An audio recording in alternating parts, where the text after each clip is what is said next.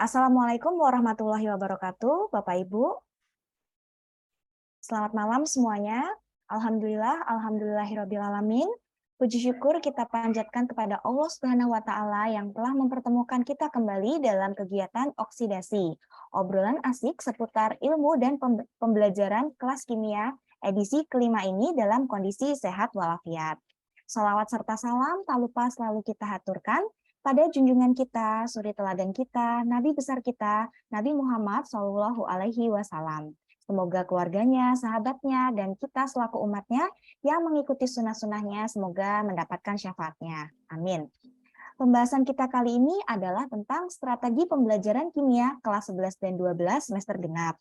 Dan tentu saja dalam setiap kegiatan oksidasi kita selalu didampingi oleh narasumber atau yang biasanya kita sebut sebagai pemantik diskusi, yaitu Pak Rijal Kamaludin dari MA Al-Bidayah Kabupaten Bandung Barat, Pak Urip dari Man Kota Waringin Barat.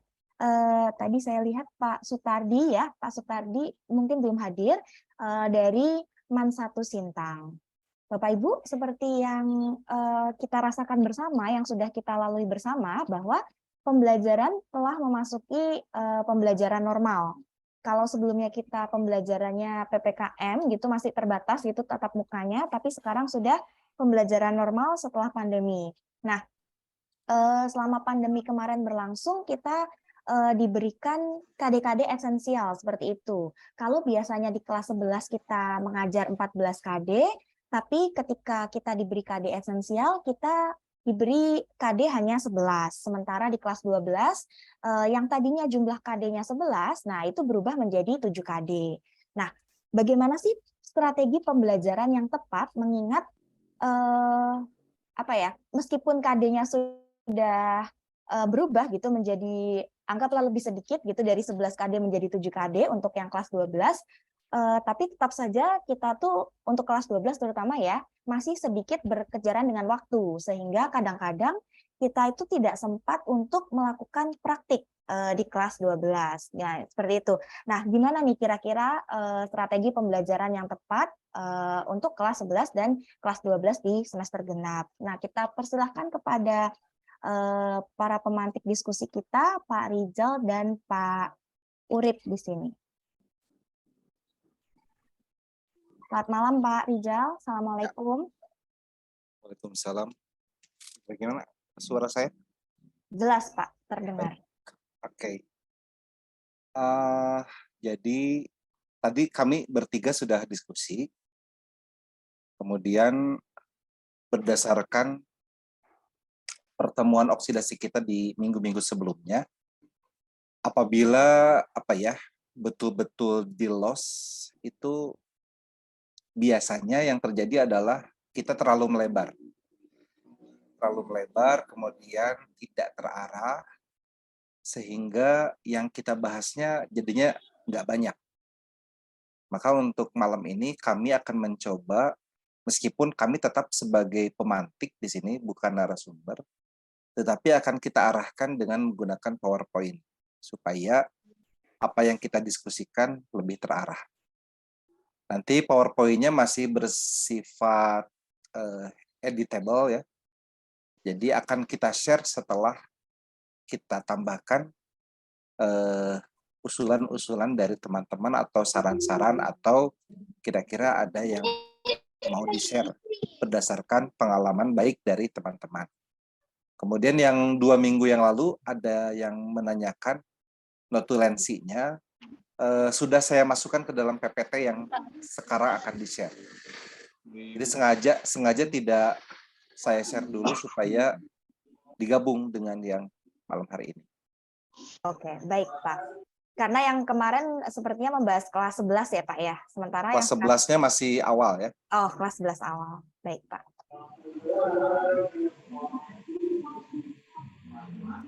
Jadi bagaimana? Ya, baik. Baik Pak, ya lebih baik kalau memang kita terarah supaya tidak pembahasannya tidak melebar kemana-mana gitu, sehingga yang kita dapat supaya nanti kita bisa mempraktekkan di sekolah kita masing-masing juga lebih enak gitu.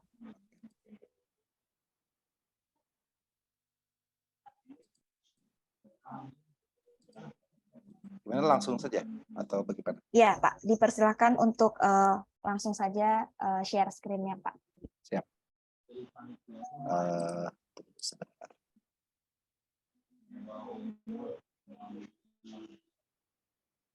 Materi yang dibahas berarti sekarang kelanjutan dari materi yang kemarin Ya. atau bagaimana, Pak? Sekarang sebelum lanjut yang kemarin, saya mereview dulu.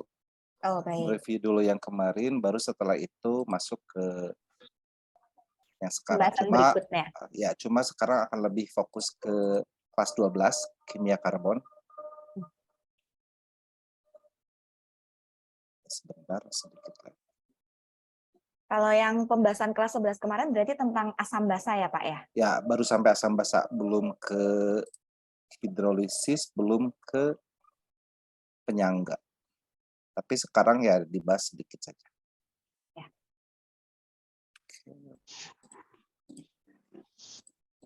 Oke, Bu Dewi dari Mandua Subang ini tunjuk tangan, apakah mau Ya, barangkali mau menyampaikan tanya sesuatu atau dulu, boleh? ya, atau menyampaikan apa usulan atau pendapat itu mungkin? Assalamualaikum warahmatullahi wabarakatuh. Waalaikumsalam warahmatullahi wabarakatuh. Mohon maaf, ini saya baru gabung lagi di guru kimia madrasah karena baru ganti lagi nomor handphone, jadinya ketinggalan informasi gitu, Bu. Mudah-mudahan dengan adanya Zoom meeting ini bisa menambah wawasan, bisa menambah ilmu bagi saya gitu sebagai guru kimia madrasah. Ya, begitu saja Ibu. Mudah-mudahan bertambah ilmunya. Terima kasih. Ya. Baik. Sudah belum ya? Belum muncul Pak Rizal? Ya, lagi proses. Ya, sudah terlihat Pak. Ya.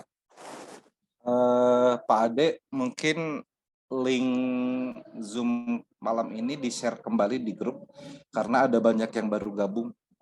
Iya, baik.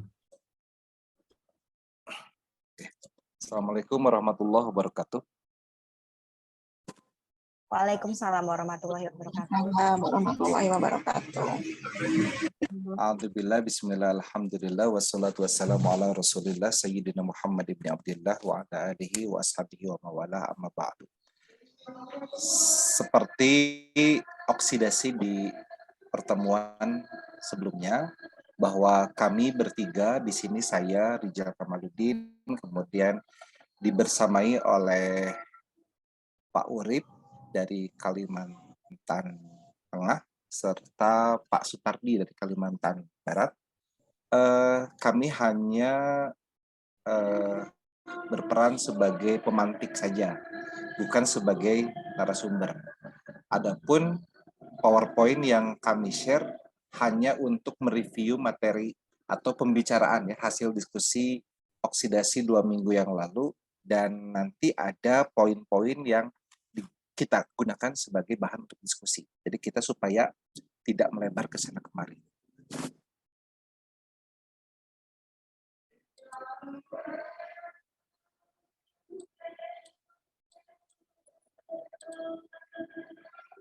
Bu Tika sudah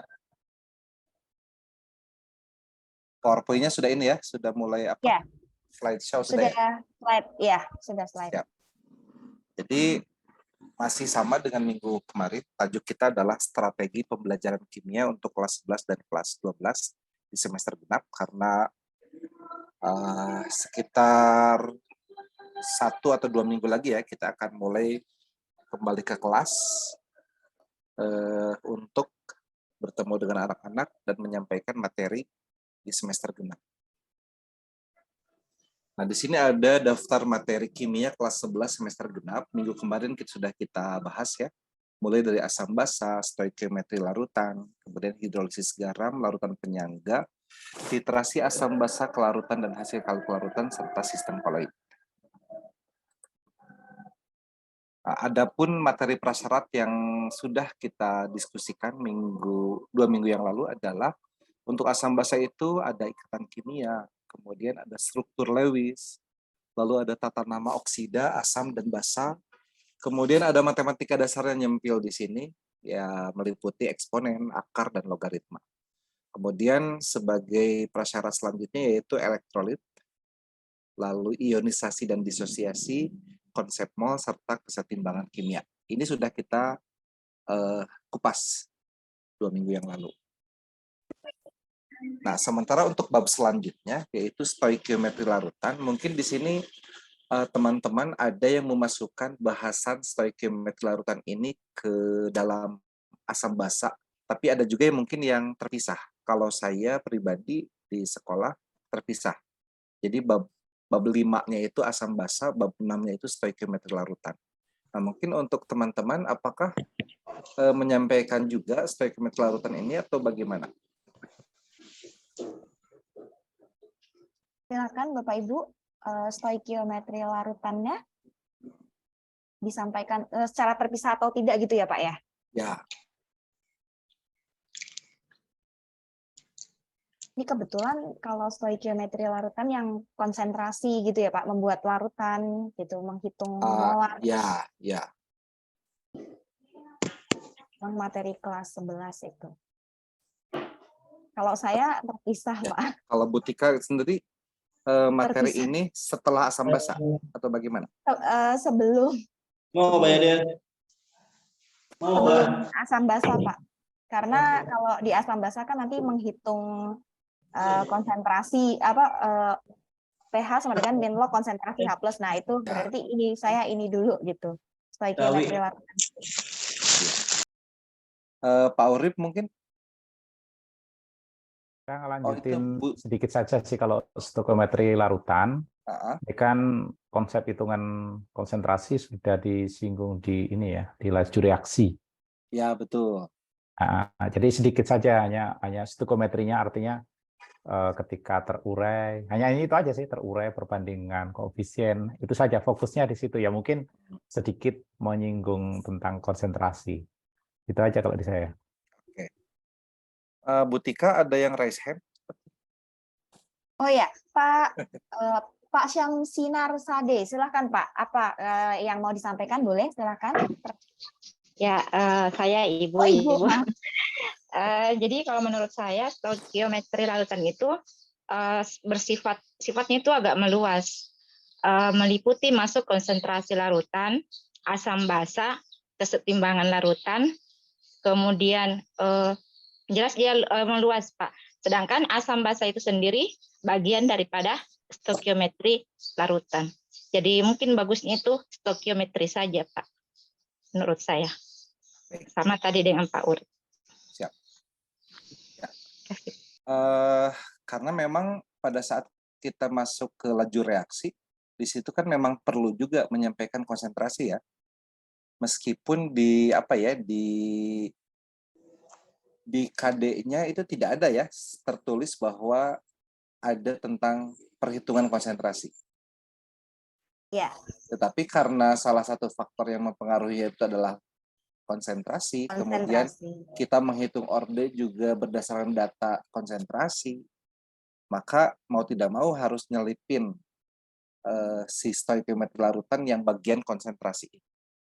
Nah, tetapi di stoikiometri larutan ini yang kalau saya pribadi maksud adalah selain kita membahas tentang perhitungan konsentrasi, juga kita membahas bagaimana anak itu menuliskan persamaan reaksi, mereaksikan antara asam dan basa menghasilkan garam dan air.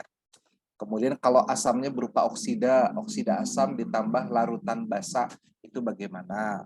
Kemudian kalau yang sebaliknya, larutannya asam, yang basanya berupa oksida basa, maka nanti produknya seperti apa?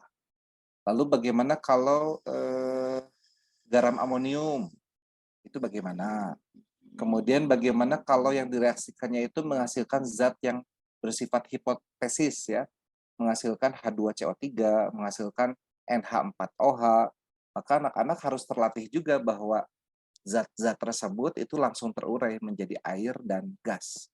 Gasnya bisa CO2, padahal praktikumnya kan sering dilakukan, cuka dan soda kue.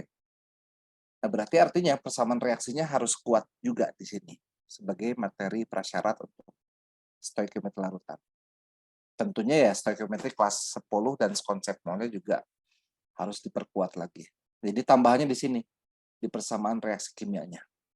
Bu Tika, pointer saya terlihat tidak? Terlihat jalan-jalan, Pak, di persamaan Oke, reaksi siap. kimia sekarang. Siap. Kemudian kita masuk bab selanjutnya setelah anak-anak memahami asam basa, kemudian bisa menuliskan persamaan reaksi antara asam dan basa menghasilkan garam dan air. Cuma belum membahas bahwa nanti itu akan netral. Belum. Nah, selanjutnya, karena anak-anak sudah mengetahui bahwa setiap asam direaksikan dengan basa menghasilkan garam, maka kita nyambung ke sini, ke hidrolisis garam. Jadi antara bab asam basa dengan bab hidrolisis itu harus ada jembatannya. Nah, saya berpendapat bahwa jembatan tersebut adalah yaitu tadi persamaan reaksi antara asam dan basa menghasilkan garam dan air. Nah, di sini materi prasyaratnya berdasarkan hasil kami tadi diskusi ya bertiga, dituliskan ada kesetimbangan, jelas ya, karena reaksi hidrolisis itu sendiri kan adalah suatu reaksi kesetimbangan. Makanya ada nilai tetapan hidrolisis, KH.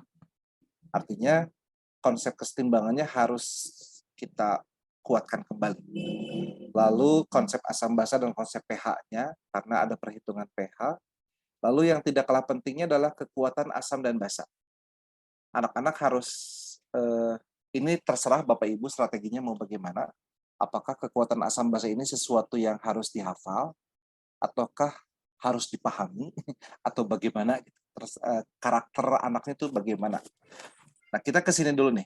Bapak Ibu untuk kekuatan asam dan basa ini biasanya anak-anak menghafalkan atau bagaimana? Asam kuat, asam lemah, basa kuat, basa lemah, boleh kita diskusi di sini di kekuatan asam basa dulu. Ya, silakan Bapak Ibu, biasanya bagaimana kalau terkait dengan materi bagian kekuatan asam dan basa seperti itu. Ini kalau saya sendiri diminta menghafalkan nih, Pak. Kacau banget nih. Menghafal. Oh, ada yang komen, Pak, menghafal. Menghafal. Pak Urip bagaimana? Di konsep setelah paham dulu ya, setelah paham Ya. baru dihafal. Jadi Jadi paham tetap ya, kenapa. tetap ada menghafal. Ya, di bagian ke berikutnya, jadi dasarnya dulu, setelah paham, oh ini menyebabkan dia kuat, ini menyebabkan dia lemah, baru hafal lagi, gitu. Oke. Terus ada trik khusus nggak supaya anak-anak tuh bisa cepat? Karena kadang lumayan loading juga nih, kalau misalnya lemah aduh ini tuh kuat apa lemah sih, gitu. Dibuatkan daftar aja kalau begitu, bukan begitu ya? Dibuatkan daftar, tapi konsep-konsepnya itu dimatangkan dulu ya. Kenapa dia bisa lemah dan kuatnya itu. Kalau basa yang berasal dari molekul basa ya, itu pasti lemah ya. Yang ada N-nya gitu. Misal kan yang terkenalnya amonia. Ya. Terus ada turunannya ya, kayak alkilamin, metilamina, anilina, itu semua tergolong basa lemah gitu ya. Ya, itu dasar ke ini nanti, dasar ke mana? Ke hidrokarbon ya, reaksi-reaksi. Nah, iya betul. Hidrokarbon. Baik, berarti untuk sementara kita sepakati ya bahwa anak-anak kita minta untuk menghafal. Padahal kita tuh ini ya, sering di berbagai forum, kimia itu jangan menghafal. Iya, karena udah banyak duluan Pak ya yang dihafal. Tapi kan ya kalau memang ada yang berpendapat lain dengan selain menghafal, Iya. yuk silakan. Ini sementara di chat 2 juga menghafal Pak. Hafal ya. Yang lainnya yang belum berpendapat mungkin setuju. Oke, baik. Kita lanjut nih. Setelah kita memahami dan kemudian menghafalkan deret asam lemah dan asam kuat, basa lemah dan basa kuat. Oh iya, ada guru yang menyampaikan seperti ini. Dulu saya bimbel juga begitu. Ini basanya basa lemah, sebab ada KB-nya. Itu adalah miskonsepsi sepertinya. Betul kan? Ya, ya, betul. Karena semua punya nilai kan. Nah, kenapa bisa muncul itu ya, role seperti itu? Karena biasanya kalau yang kuat, Gimana?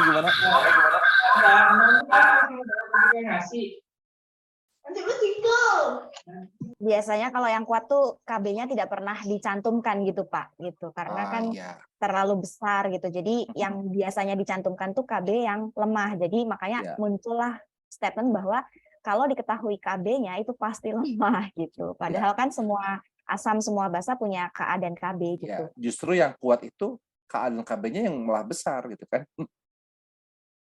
Kalau tidak ada kan kesannya KA dan KB-nya 0. Iya, 0 gitu kalau nggak ada ya Pak ya. Tapi memang nggak pernah, kalau kuat tidak pernah dituliskan gitu Pak. Ya, bukan tidak pernah, jarang. Karena di soal Olimpiade ada asam H2SO4 diketahui KA1-nya sekian, KA2-nya sekian, itu ada. Tapi kalau di soal reguler itu tidak. Kemudian anak-anak juga setelah mengetahui mana asam kuat, mana basa kuat, asam lemah dan basa lemah, mereka harus terampil menuliskan reaksi penetralan. Jadi kadang kalau saya meluangkan waktu sekitar 10 menit untuk menanyakan kembali. Silakan tuliskan produk dari reaksi berikut ini. CaOH 2 kali ditambah H3PO4. Kemudian anak-anak menuliskan. Jadi harus tahu rumus kimia garam yang terbentuknya apa. Kadang masih ada yang menulis CaPO4. Jadi indeks-indeksnya itu terlewat. Nah itu kalau saya boleh memberi saran, sebaiknya kita meluangkan waktu untuk melatih anak-anak atau memastikan anak-anak supaya terampil dalam menuliskan rumus kimia garam yang dihasilkan. Pak Urip bagaimana? Untuk penulisan garam ini apakah penting atau bagaimana? Oh iya, penting banget. Karena nanti terkait dengan stoichiometri kan ya, stoichiometri larutan itu menjadi dasar. Ada tips nggak supaya anak tuh sudah bisa langsung klik? Kan garamnya? kalau di kita kan tadi pengenalan asam basa, umumnya kalau asam kan ada H. Ya. Yang paling sering saya ajarkan ada H di bagian depan, kecuali untuk yang ini. Kemudian untuk basa biasanya ada OH. Lihat jumlah H dan OH-nya. Nah, nanti dia harus paham dulu konsep penguraian atau disosiasinya gimana tuh, atau ionisasinya bagaimana. Nanti tinggal pakai sistem silang ya. Biasanya kan gitu ya. Ya, betul. Sistem silang plus dengan minus, kan tukar pasangan itu sebenarnya kan. Itu aja, kecuali yang ini ya, yang plus 1 min 1 maka langsung habis itu kan. 2 plus sama 2 min gitu kan. Ya. Ya. Sama kayak berarti. gitu. Sama ya. Siap. Oke, baik. Bapak Ibu mungkin ada pengalaman lain?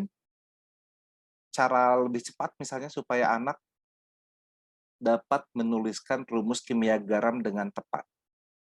Atau sama? Harus dituliskan dulu ion-ionnya dari asam dan basa itu, baru kemudian disilang. Terutama yang indeks H dan OH-nya berbeda. Boleh Bapak Ibu menyalakan langsung mikrofonnya, mungkin nanti sama Bu Tika diarahkan.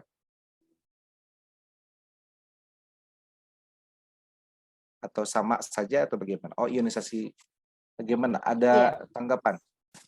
Ada di kolom chat Pak, dari Maisaro, ionisasi dulu katanya. Berarti maksudnya asamnya ya, asamnya diionisasikan dulu, basanya juga diionisasikan dulu. Iya, sepertinya seperti itu. Mungkin Bu Maisaro bisa langsung boleh dinyalakan mikrofonnya? Iya. Supaya bisa bercerita. Ya, betul. Kalau pengalaman saya, bisa didengar ya Ibu suara saya? Bisa Ibu, bisa alhamdulillah. Iya. Saya dari MAN 1 Mojokerto, Ibu. Kalau pengalaman saya, asamnya itu diionkan di bawahnya sama basanya juga. Kemudian yang positifnya nanti ketemu negatif. Di asamnya misalnya yang H+-nya ketemu yang basanya, yang OH-nya, kemudian yang ion negatif dari asamnya itu ketemunya sama yang ion positif dari bahasanya. Dengan catatan ini nanti anak-anak biasanya ya Bu ya, kalau misalnya ionnya itu berbeda, maka anak-anak biasanya lebih cepat bisa. Tapi kalau ionnya itu sama, misalnya positif negatifnya itu sama, itu biasanya masih bingung. Khususnya yang asam yang poliatom ya. Poliatom ya. Yang iya, itu biasanya indeksnya kan misalnya PO4. Itu biasanya kalau disilangkan itu bingung. Dia anggapnya indeks 4 itu Milik PO4-nya gitu. iya, begitu. Gitu Jadi aja 4-nya malah pengalaman saya. disilang ke atas si angka 4-nya itu ya. Iya, Sama begitu. berarti di saya juga begitu. Iya. Oke, Mungkin terima kita kasih. tidak cuma berdua, Bu. Mungkin yang lain juga sama. Iya. Indeks di O-nya itu malah dipindahkan. Jadi iya. Artinya pada saat di kelas 10 mereka ion-ion poliatomnya harus kuat gitu ya, bahwa Iya. 4-nya itu milik O anak-anak, bukan milik si PO-nya. Iya. Mungkin kalau misalnya itu dikurungi gitu, Pak, masih bisa anak-anak Ya, mengionkan. betul. Tapi karena tidak ada kurungannya, jadi dianggap ion positifnya gitu loh. Iya. Butika, Ya, barangkali baik, masih ada tanggapan? Ya, baik. Terima kasih Bu Maisaro. Dari Pak Abdul Rahman Tahang, itu di chat ada Pak, kendalanya kadang-kadang justru ionisasinya bingung. Oh, mengionkannya justru yang bingung. Gitu. Mungkin Pak Abdurrahman. Barusan ada raise hand barusan. Ya, yang raise hand. Bu Nur Ratiah, silakan Bu. Iya, minta maaf. Tabe, kalau saya biasanya anak-anak itu masih memberikan itu di awal jenis-jenis anion, kation, baik yang mono maupun yang poli. Kemudian nanti mereka saya kasih latihan untuk menggabungkan untuk pembentukan garam.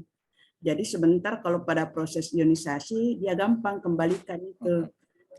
Artinya penulisan ionisasi, disosiasi, menuliskan ion-ion, itu betul-betul menjadi prasyarat di materi ini ya? Iya, karena anion dan kation itu dulu yang saya berikan beberapa.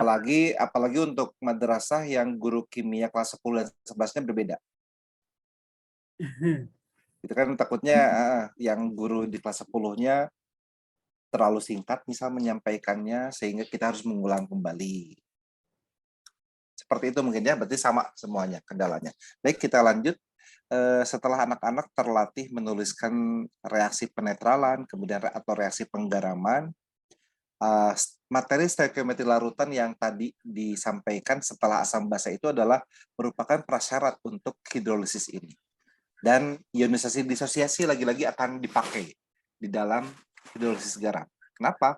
Karena garam yang dihasilkan kan akan terurai menjadi kation dan anion, lalu nanti anak-anak akan menentukan apakah dia terhidrolisis atau tidak, dan seterusnya. Kita lanjut untuk selanjutnya, yaitu apakah sudah pindah slide? Larutan penyangga, Pak. Sudah di sana, oke. Ya. Oke, ini kami juga tadi diskusi bertiga dan hasilnya seperti ini. Nanti Bapak Ibu boleh menambahkan. Jadi maksud kami bukan kami sebagai narasumber ya, cuma ini biar cepat langsung kita buatkan poinnya. Nah, nanti apabila ada yang kurang kita tambahkan. Nanti kita share yang sudah lengkapnya. Yang pertama, kesetimbangan kimia jelas. Dia kepakai lagi karena dalam larutan penyangga itu awalnya kan memang dari kesetimbangan. Kemudian bedanya apa? Kalau tadi di hidrolisis tidak kami masukkan asas Le Chatelier ini. Nyebutnya catelir apa katelir? Kalau Bu Tika bagaimana biasa menyebutnya? Sesuai pembacaannya Pak, Le Chatelier. Le Chatelier. Oke, baik. Nah, kenapa asas Le Chatelier ini kami masukkan? Karena justru dari asas inilah penambahan zat lain gitu kan akan mempengaruhi pada pergeseran. Lalu asam basa, konsep pH, kekuatan asam dan basa. Kemudian sepertinya perlu kita tambahkan di sini ini konsep asam basa konjugasi. Betul tidak?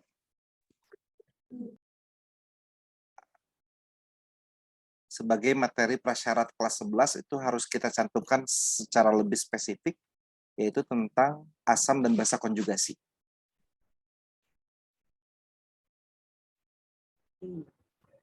Perlu ya?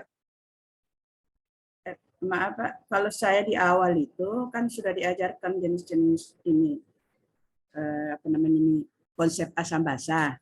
Ya. Jadi artinya kan insya Allah Nana masih ingat bahwa sudah ada di depan, kita sudah berikan tentang asam basa konjugasi, asam basa Lewis, sama asam basa Arrhenius. Jadi siap. ini lagi. Ya. Maksud saya jadi biar lebih jelas gitu bahwa asam basa konjugasi ini memang meskipun dia bagian dari konsep asam basa, tapi komponen penyangga itu kan harus ada asam lemah dan basa konjugasinya. Artinya harus kuat di situ. Oke, kita lanjut. Nanti kita tambahkan.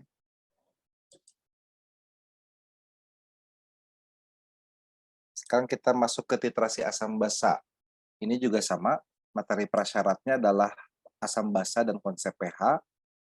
Lalu kekuatan asam dan basa juga sama, menjadi sesuatu yang harus kita garis bawahi, meskipun dia bagian dari asam basa. Tapi kita ambil, keluarkan, kemudian taruh di situ, supaya anak-anak kembali diingatkan. Anak-anak, jangan lupa ya, asam kuat apa saja, basa kuat apa saja. Gitu. Maksudnya seperti itu. Meskipun ya materi ini ada di sini. Kita perkuat kembali. Sampai anak-anak bosan gitu. Karena saking hafalnya. Kemudian reaksi penetralan penggaraman, karena di dalam titrasi itu terjadi reaksi. Lalu ada stoikiometri larutan. Kenapa? Karena ada kondisi mula-mula, kemudian kondisi bereaksi ketika yang keluar dari buretnya baru 1 mili. Maka bagaimana kondisi sisanya nanti. Setelah 2 mili bagaimana terus. Dan itu akan sangat berhubungan dengan hidrolisis garam dan larutan penyangga. Sehingga nanti idealnya di dalam titrasi asam basa ini ujung-ujungnya adalah kita menggambarkan kurva titrasi dan dihubungkan dengan asam lemah, basa kuat, larutan penyangga, dan hidrolisis garam. Nah, di sini ada yang mau kita diskusikan, Bapak Ibu? Pak Rizal, boleh nanya nggak? Biasanya Boleh. kalau menggambar kurva titrasi asam basanya pakai Excel gitu, atau kita pakai yang kertas matematika itu loh, kertas yang kotak-kotak kecil banget apa namanya? Ya, kalau saya manual, tapi setelah manual baru pakai Excel. Kenapa manual? Karena kan biar lebih berasa gitu kalau manual tuh. Ngitungnya tuh per mili. Jadi menentukan pH, saya coba sebentar ya.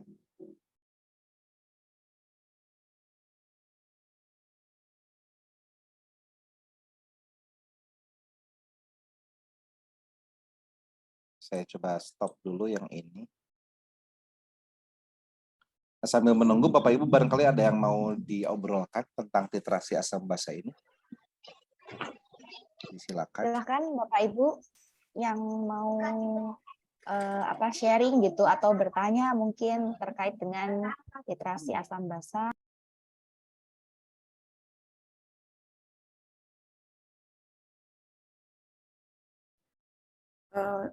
Mau nanya Pak, Ya.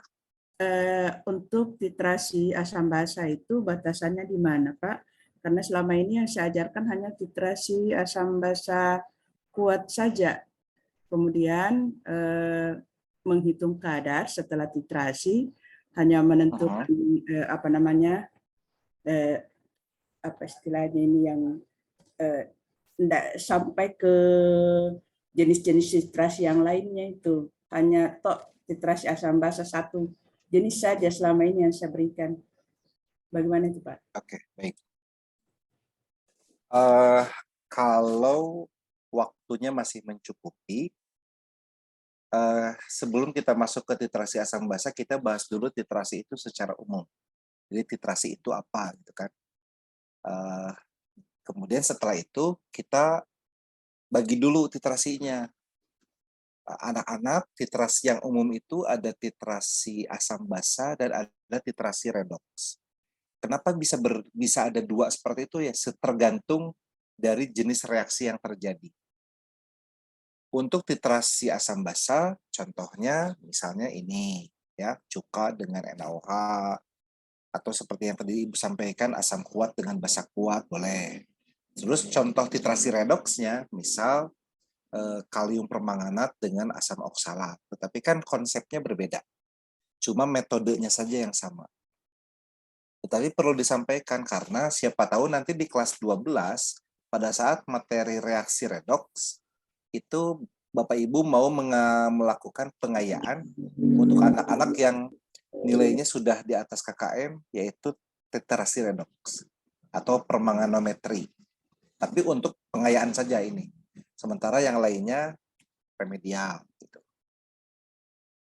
Nanti di kelas 12 kan sudah tinggal disinggung lagi. Anak-anak waktu kelas 11 materi titrasi masih ingat kan bahwa titrasi itu tidak hanya reaksi asam dan basa saja, tetapi bisa antara suatu reduktor dengan oksidator. Contohnya ini, kalium permanganat dengan asam oksalat. Yuk kita coba reaksikan gitu, titrasi. Prosesnya kan sama, pakai buret, pakai Erlenmeyer, dan tidak perlu indikator untuk permanganometri itu karena si permanganat itu sendiri berperan sebagai oksidator sekaligus indikator. Nah, terus apabila waktunya tidak mencukupi, maka tidak perlu. Tapi kalau hanya sebatas menyampaikan saja, tidak ada salahnya. Cuma 2 menit juga cukup sih. Bahwa titrasi itu bisa untuk asam basa, bisa untuk redoks. Nah, yang akan kita bahas di kelas 11 adalah titrasi untuk asam basa. Dari situ harus kita bagi. Untuk titrasi ini ada titrasi antara asam kuat dan basa kuat, ada asam lemah dan basa kuat, dan seterusnya. Bahkan bisa dibalik, asam basa kuat oleh asam kuat. Biasanya asam kuat oleh basa kuat. Jadi yang di buretnya yang asam, yang di Erlenmeyernya yang basa. Dikasih phenolphthalein berarti merah. Sehingga titik akhirnya adalah pada saat dari merah menjadi tidak berwarna. Seperti itu. Tapi kalau batasannya betul tadi Bu, kita harus sampai bisa menentukan kadar. Sampai bisa menentukan kadar, jadi menerapkan konsep titrasi ini untuk menentukan kadar, misalnya kadar cuka yang biasa diperjualbelikan di warung-warung, mereka biasanya tertuliskan cukanya dengan kadar 2,5%. Kita 25 ya? Ya, 25%. Nah, kira-kira sesuai gak sih dengan perhitungan? Setelah dihitung ternyata dapatnya 22%. Oh, berarti ada kebohongan tuh di situ gitu. Nah, jadi bisa menarik si titrasi ini. Nah, cuma yang mesti yang mesti digarisbawahi adalah bahwa titrasi ini harus dikaitkan juga dengan larutan penyangga dan hidrolisis. Sebentar ya. Iya, makasih Pak. Ya. Saya coba share screen ini ya. Papan tulis saja. Nah, kalau yang saya sering tugaskan ke anak-anak itu, misalnya titrasi antara window jurnal saya sudah muncul nggak, Bu Tika? Sudah, Pak. Sudah. Oke. Misal CH3 COOH, misal kadarnya konsentrasinya 0,1 molar dititrasi oleh NaOH. Misal 0,1 molar juga gitu. Kemudian biasa saya selalu menggambarkan buretnya dan Erlenmeyernya. Lalu sering nanya ke anak-anak, anak-anak di sini apa? Oh, CH3COH-nya. Dia asam atau basa? Asam. Kuat atau lemah? Lemah. Lalu di sininya siapa? NaOH. Asam atau basa? Basa. Kuat atau lemah? Kuat. Kemudian anak-anak sebelum kerannya dibuka, sudah ada yang netes atau belum? Oh, belum, Pak. Artinya sudah terjadi reaksi belum antara mereka? Belum. Berarti bagaimana cara kita menghitung pH di dalam Erlenmeyer? Anak-anak mikir kan, oh di sana cuma ada CH3COH, oh berarti gunakan rumus asam lemah. Sehingga ketika bikin kurva, maaf ya kalau bengkok-bengkok. Oke. Berarti pada saat masih 0 mili, si NaOH-nya dapatlah pH-nya misalnya sekitar 3. Kan ini anak-anak 1, 2, 3, sekitar di sini. Ya, silakan kasih tanda gitu, kasih tanda. Terus, misal di sininya CH3COH-nya 50 mili ya. Nah, sekarang kita teteskan nih anak-anak, si buretnya kita buka, lalu ada yang bernetes, ada reaksi tidak sekarang? Ada, Pak. Siapa yang bereaksi? NaOH dan CH3COH. Yuk kita tuliskan. Tulis reaksinya. Sehingga kan kalau menuliskan reaksinya masih payah, akan susah gitu untuk menyampaikan ini. Anak-anak selalu menuliskan kan, CH3COH ditambah NaOH menjadi CH3CONA ditambah H2O. Mula-mulanya berapa milimol nih si CH3COH-nya? Ini kan 50 dikali 0,1 jadi 5 milimol. 5 milimol, saya tulis saja deh. 3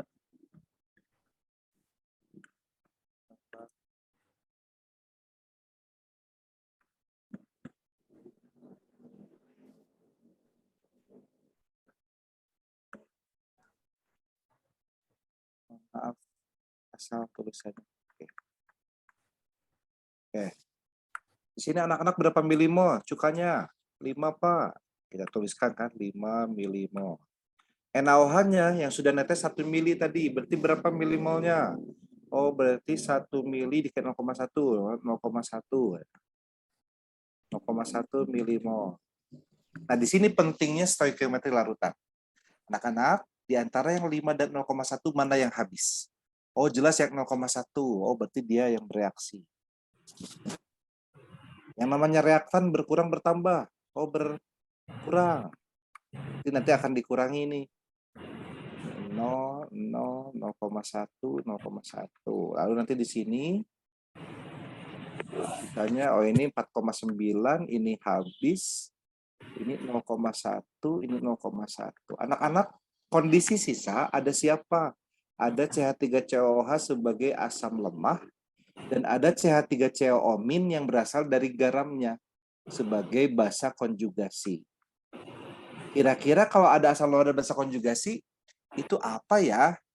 Anak-anak ingat, oh itu penyangga. Berarti kita hitung pH-nya dengan menggunakan rumus penyangga. Di 1 mili itu. Jadi di sini mulai pakai penyangga. Di sini penyangga, di sini penyangga. Terus setelah dihitung kan berapa pH-nya? Silakan tandai. Setelah dihitung dapat segini misalnya. Dapat segini, segini, segini, segini. Anak-anak coba lihat, dari sekian mili itu drastis tidak? Oh enggak, Pak. Dia agak datar, itulah penyangga. Kelihatan gitu kan?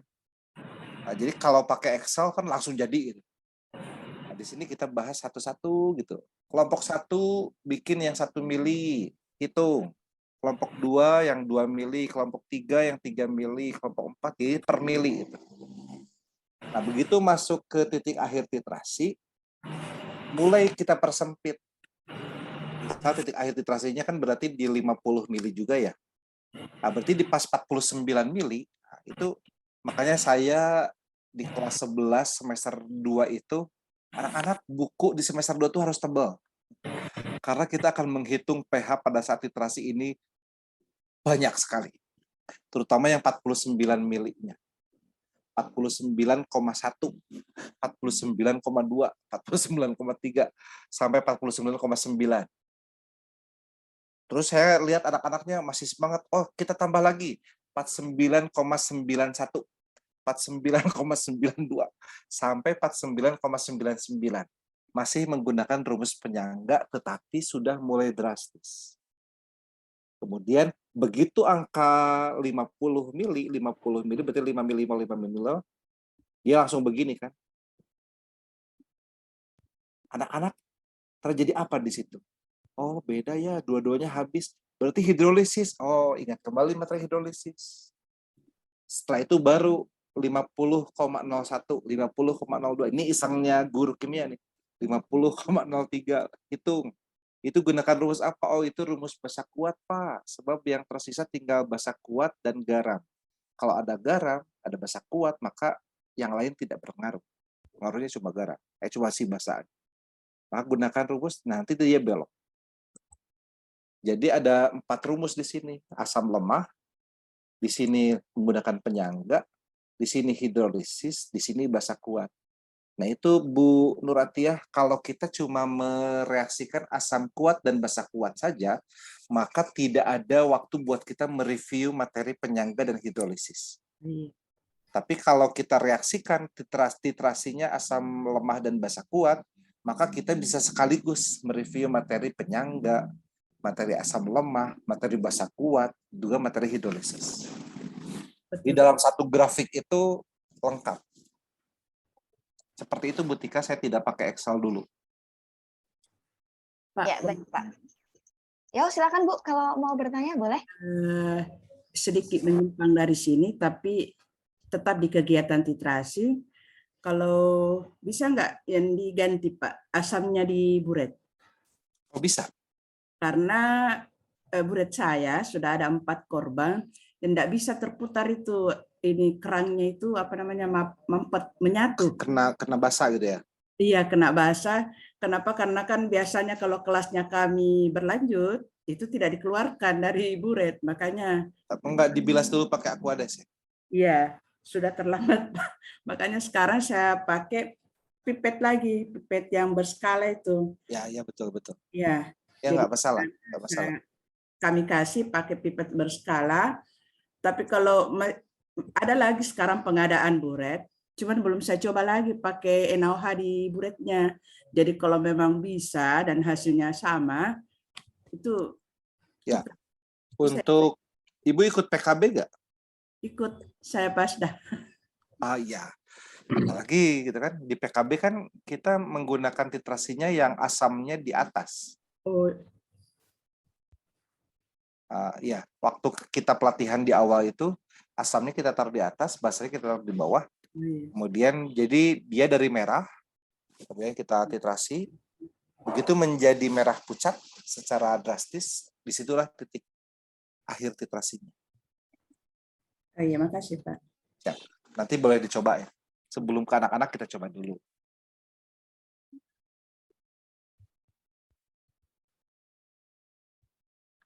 Oke, kita lanjut ya biar tersapu. Tadi sampai mana Bu Tika saya? Titrasi Ya Pak, ya? sampai titrasi asam basa Pak. Siap.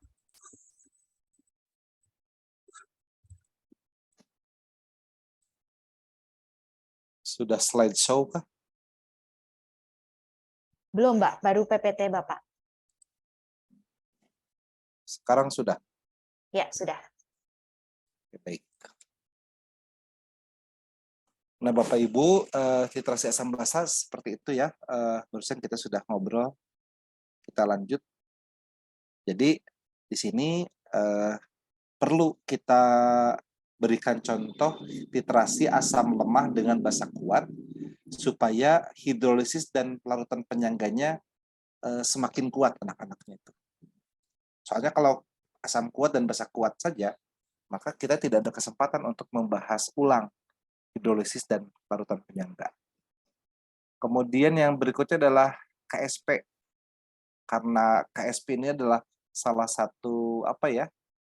satu penerapan dari kesetimbangan, maka otomatis kesetimbangan kimia adalah menjadi prasyarat juga.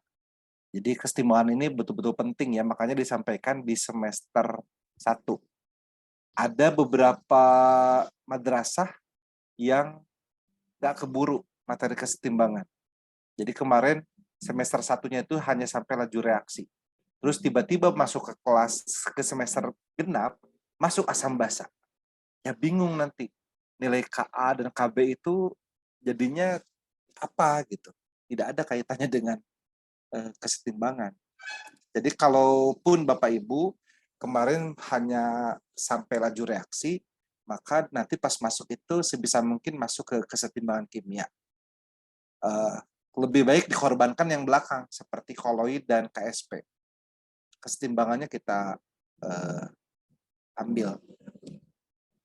Ya, asas Lechat-Telir ini penting juga karena di KSP ini kan kalau dikasih asam maka yang mengendapnya jadi sedikit. Kalau ditambahkan basa atau dinaikkan pH-nya maka semakin mengendap. Itu kan mengotak-ngatik reaksi kesetimbangan dengan asas Lechat-Telir. Lalu reaksi penetralan dan penggaraman ini juga penting karena anak-anak harus sering menuliskan persamaan ionisasi dan disosiasi. Oke, ada tanggapan mungkin Bu Tika? Dari Pak Ikromil Habibi, dulu laboran saya di UM untuk, tadi mungkin menanggapi Bu Nuratiah ya, karena kan tadi Ibu menceritakan bahwa buretnya nggak bisa dibuka. Nah ini untuk membuka keran buret atau yang keras atau tidak dapat diputar karena basah bisa menggunakan larutan asam oksalat yang dididihkan gitu. Dan dicoba ternyata berhasil gitu Bu. Mungkin ini ada masukan-masukan dari teman-teman kita. Mungkin boleh dicoba Bu. Sayang buretnya ya 4 gitu. Nggak bisa dibuka. Buret macet coba rendam air panas Bu. Nah ya itu. Mungkin sebelum titrasi juga kalau kita pakein vaselin gitu ya Bu ya. Biar agak licin sedikit gitu. Mungkin itu sih Pak Rizal sejauh ini tanggapan dari teman-teman terkait tadi buret yang mungkin keras karena memang sifat basahnya ya gitu. Jadi kalau lupa dibersihkan dibilas pakai Aquades dia cepat banget gitu bikin kerannya nggak bisa dibuka. Dan saran saya jangan memaksa membuka keran di depan siswa. Karena kalau patah maka reputasi kita sebagai guru kimia perlu dipertanyakan. Malu, iya, itu betul. malu kan kalau bisa matahin keran buret di depan anak-anak. Makanya kan Reputasi. tiket berskala. Oke. Ada tanggapan lagi mungkin Bapak Ibu? Oke, sudah Pak. Habis. Siap. Oke, kita lanjut. Jadi kalau kesetimbangannya kuat, maka materi asam basa, lalu terutama ini ya hidrolisis, penyangga, dan kelarutan hasil kali kelarutan ini, insya Allah bisa tersampaikan dengan baik. Kemudian materi terakhir di kelas 11 adalah sistem koloid. Biasanya guru-guru itu hanya memberi tugas saja, karena ini hafalan, silakan anak-anak buat resume atau bikin peta konsep atau apa gitu. Bapak Ibu ada yang punya ide nggak kira-kira menyampaikan materi koloid seperti apa yang efektif? Boleh Bu Tika dipandu teman-teman? Ya, silahkan Bapak Ibu karena memang koloid ini kalau tadi asam basa mungkin masih ada hitungan-hitungannya ya. Jadi anak-anak tuh masih tertarik gitu. Tapi kalau koloid tuh agak mulai kehafalan nih gitu. Jadi gimana kira-kira Bapak Ibu untuk supaya sistem koloid ini enak disajikan gitu ke anak-anak gitu, disampaikannya secara ini dia dari Bu Dewi. Mungkin silakan Bu Dewi langsung open mic saja proyek membuat makanan minuman yang berkaitan dengan koloid. Ya, bagaimana Makanan dan Bu minuman Dewi? yang berkaitan dengan koloid, silakan Bu Dewi. Iya, suara saya terdengar. Terdengar Ibu. Jelas. Nggih. Nggih, Assalamualaikum warahmatullahi wabarakatuh. Waalaikumsalam warahmatullahi wabarakatuh. Ini biasanya saya kalau kasih materi sistem koloid itu di awal pertemuan semester genap itu sudah saya rancang, nanti ada proyek untuk bab sistem koloid. Karena di sana nanti kan tujuan pada penilaian keterampilan itu ada membuat makanan dari bahan di sekitar kita yang berkaitan dengan sistem koloid gitu. Nah, kemudian anak-anak diminta setelah membuat makanan tadi mempresentasikan dari proses awal sampai akhir mana-mana saja yang berkaitan dengan sistem koloid, termasuk mana fase terdispersi, medium pendispersi, dan jenis koloid yang dia buat itu apa gitu. Nah, sekalian juga biasanya saya suruh untuk memvideokan proses pembuatannya. Biasanya seperti itu saya. Gitu. Bisa juga kemudian videonya di-upload ke YouTube gitu. Oke, baik. Nggih. Terima kasih itu insya Allah. Oke. Biasanya makanan dan minuman yang dibuat apa, Bu? Tergantung anak-anak sih. Kadang buat cendol gitu, kadang buat apa makanan-makanan kekinian gitu yang bisa dijual juga gitu. Misalnya kayak apa ya? Kemarin sempat ramai dalgona ya? Iya, itu juga. Yang seperti itulah biasanya. Ya. Baik, banyak tanggapan nih Bu Tika nih. Ya, terima kasih Bu Dewi atas sharingnya. Ini teman-teman lain percobaan sifat koloid menggunakan center untuk sifat tindal. Oh ya, dengan berbagai macam games. Game TTS sambil literasi, membuat mayones dari putih telur dan asam cuka. Oke, kalau yang games Bu Sartini mungkin boleh diceritakan Bu, games apa nih yang berhubungan dengan materi koloid? Ya itu tadi sudah ada contohnya ya, TTS. Kemudian ada word square atau pembelajaran yang itu inner outer itu saling memberi penjelasan. Yang di dalam lingkaran kecil memberi penjelasan di lingkaran luar kayak gitu misalnya. Misal itu untuk pengertian koloid atau apa, kita kasih kertas satu kata, nah mereka yang memberi penjelasan ke temennya kayak gitu. Jadi seru aja gitu.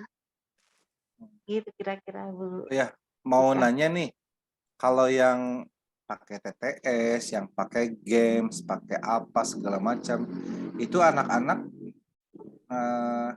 sama gurunya ada ceramah dulu atau langsung saja? Saya dulu ya Pak Riza. Boleh. Boleh, silakan. Kalau saya yang games itu saya nggak ngasih ceramah dulu. Jadi mereka sambil menyiapkan sendiri, misalnya yang inner outer itu ya, misalnya lingkaran kecil sama lingkaran besar, yang di dalam lingkaran itu yang dapat kertasnya. Nah, mereka nyari dulu sumbernya. Misalnya adsorpsi. Nah, terus satu kata kan yang Ibu termute. Kemudian setelah itu mereka memberi informasi ke temannya. Maaf Bu, Ibu termute Bu. Enggak.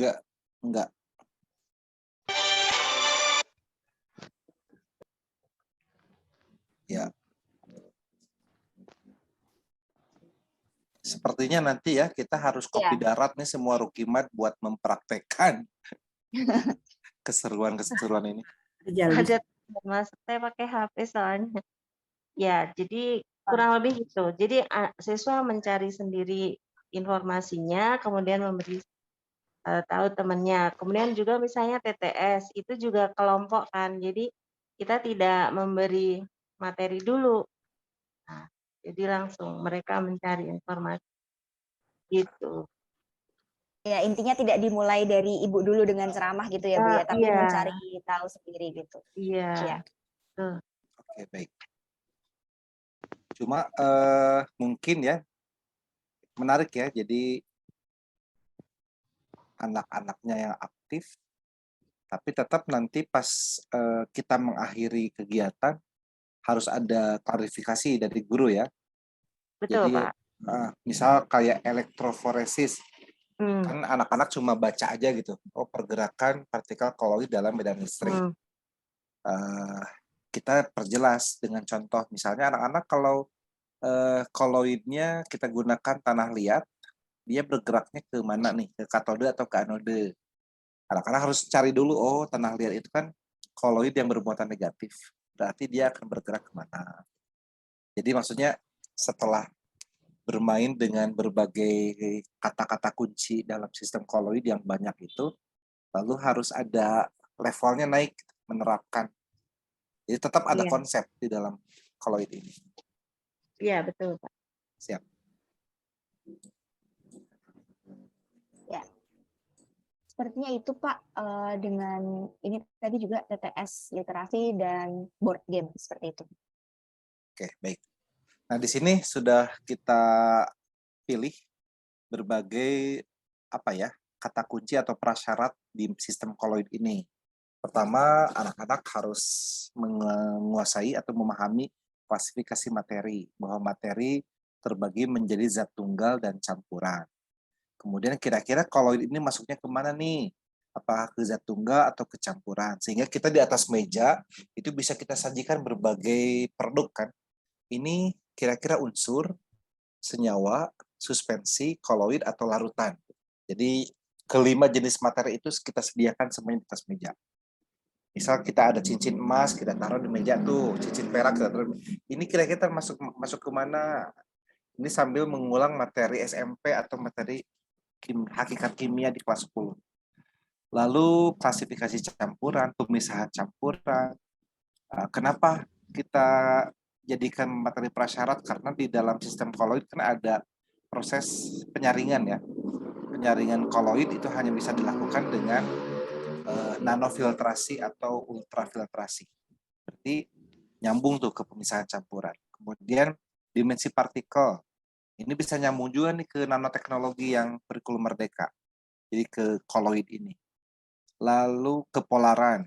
Kenapa kepolaran bisa dimasukkan ke sini? Karena kan mau bikin emulsi nih ceritanya antara minyak dengan cuka ya. Kemudian kenapa bercampur apa enggak sih mereka? Enggak. Kenapa kepolarannya berbeda? Bisa nggak disatukan? Bisa. Harus ada pemersatu bangsa, yaitu emulgator. Contohnya apa nih emulgatornya? Misalnya kuning telur.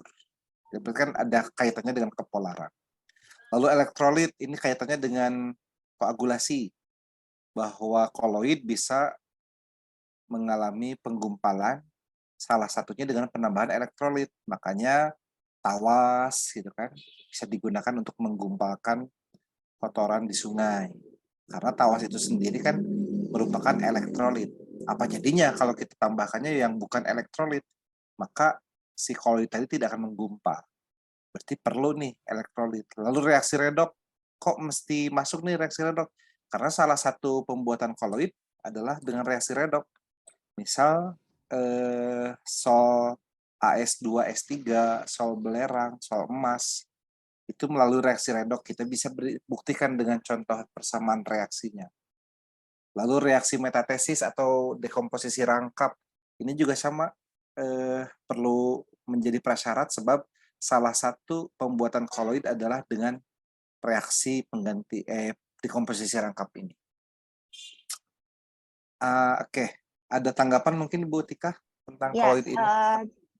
Ini ada chat dari Pak Susanto Cimi, mungkin Dari Pak Kalau Susanto, panjang pakai mic aja deh kayaknya.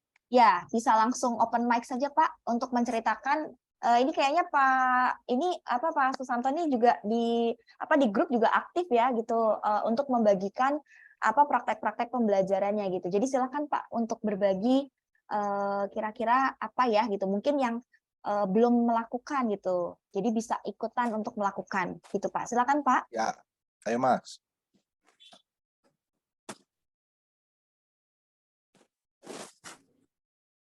Mana nih Mas Cimi? Pak Cimi, Pak Susanto tulisannya. Pak Susanto Cimi, silakan Pak. Karena memang itu ya Pak ya, karakteristik pembelajaran kimia sendiri kan ada makro, submikro, dan mikro gitu ya Pak ya, supaya anak-anak juga paham bahwa oh ya mungkin kalau prinsipnya bisa diterapkan di dalam kehidupan sehari-hari gitu. Jadi lebih materi kimia kelas 11 ini jadi kayak naik gunung. Jadi berawal dari hidrokarbon yang ringan, kemudian masuk ke termokimia yang sudah mulai ada hitungan, kemudian lanjut ke laju reaksi, lanjut ke keseimbangan, asam basa, hitungan semua, berakhir landai kembali di koloid. Jadi bab pembuka penutupnya tuh ringan. Pak Santo, ayo mic-nya. Boleh open mic Pak, silakan. Ya bisa Pak, bisa terdengar. Bisa, oke. Yo. Jadi sebelumnya Assalamualaikum warahmatullahi wabarakatuh. Waalaikumsalam warahmatullahi wabarakatuh. Warahmatullahi wabarakatuh. Koloid ini saya salah satu materi yang saya juga suka walaupun nggak begitu banyak hitungannya, karena di sini kita banyak bereksperimen, bermain-main, dan istilahnya kita sama anak-anak bisa semakin dekat, karena anak-anak kalau praktek-praktek bahan-bahan yang ada di sekitar kita itu senang sekali. Jadi untuk koloid sendiri saya nggak begitu banyak teoritis, jadi teoritisnya ya anak-anak suruh pelajari, kita buatkan lembar kerja siswa. Nah, untuk pemahaman konsepnya saya sering mengajak anak-anak untuk praktikum. Jadi misalnya untuk sifat-sifat koloid itu ya dengan praktikum yang dengan senter itu tadi banyak. Terus pembuatan koloid. Nah, pembuatan koloid ini misalnya anak-anak diminta buat agar-agar.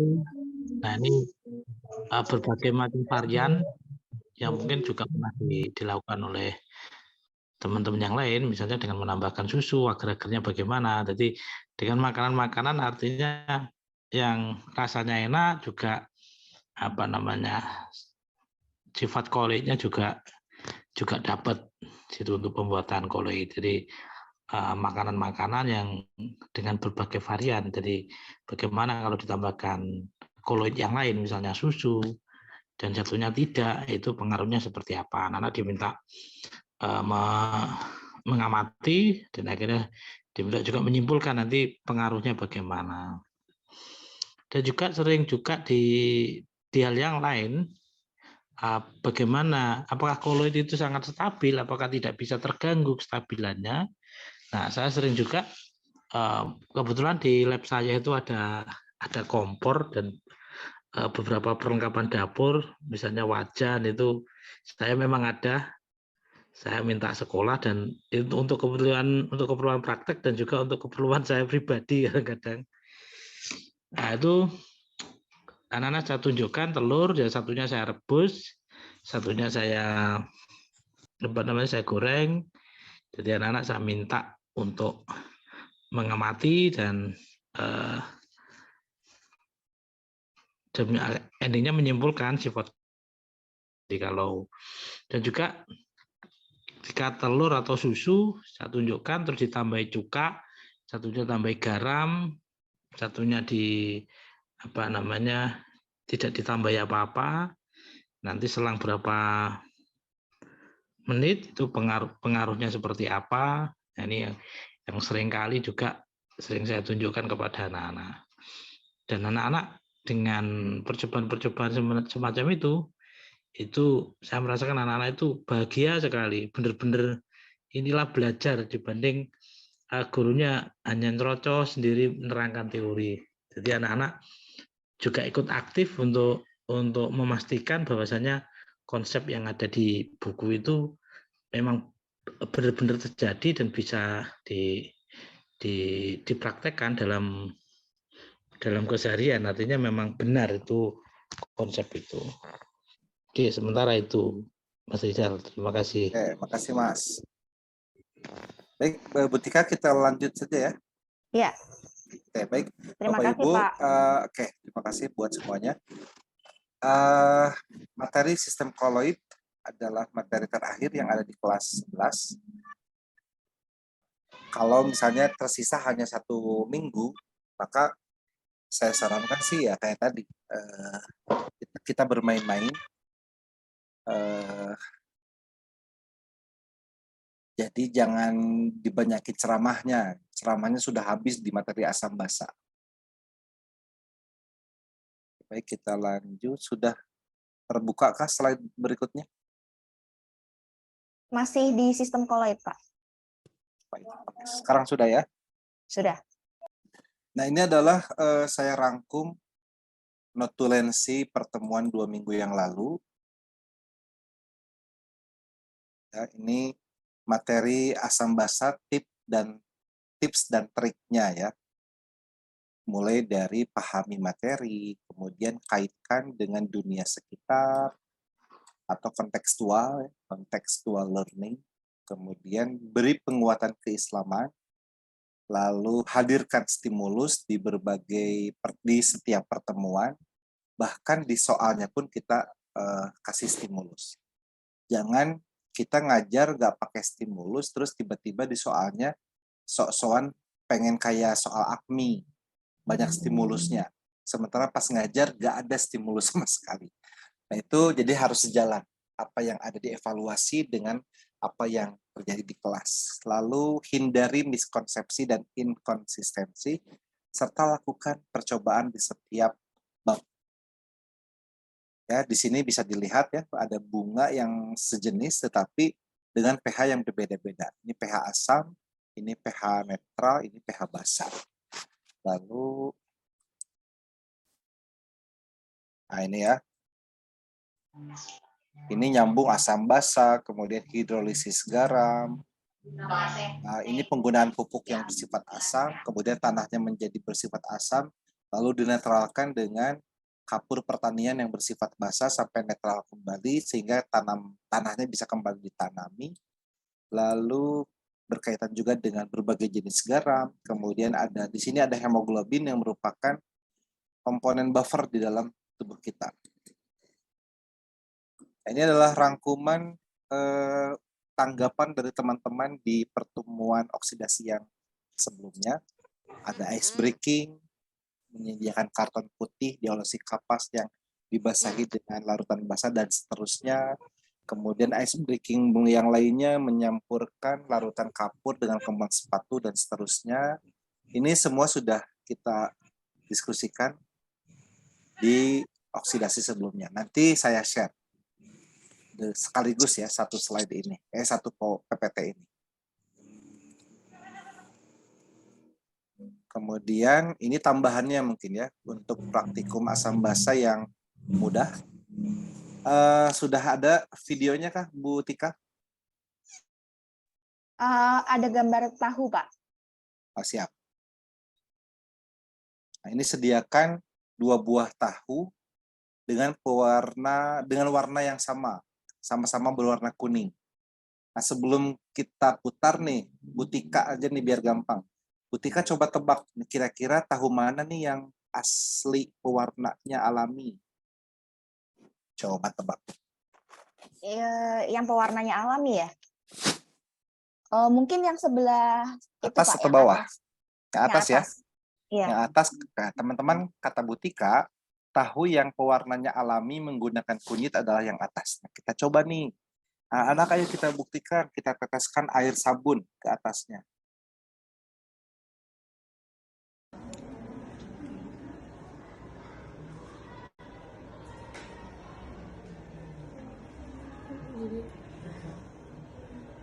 Nah, Nah, ternyata kalau pewarnanya menggunakan kunyit, maka dia akan berubah menjadi oranye ketika kita tetesi larutan sabun atau basa. Berarti betul tebakannya Butika. Yang atas yang merupakan tahu yang pewarnanya alami. Nah, ini kan praktikum indikator asam basa, tetapi bisa langsung menguji tahu mana yang menggunakan pewarna alami dan tahu mana yang menggunakan pewarna sintetik. Nah, sekarang kita masuk ke materi kimia kelas 12. Ada 4 bab ya. Yaitu yang pertama senyawa karbon, kemudian ada benzena, lalu ada polimer dan ada makromolekul. Biasanya yang terjadi di lapangan itu hanya di sini saja, senyawa karbon dan benzena. Ini udah mepet-mepet. Kepala madrasahnya udah pemantapan sekarang. Akhirnya polimer dan makromolekul digabungkan dengan pemantapan. Biasanya seperti itu. Oke.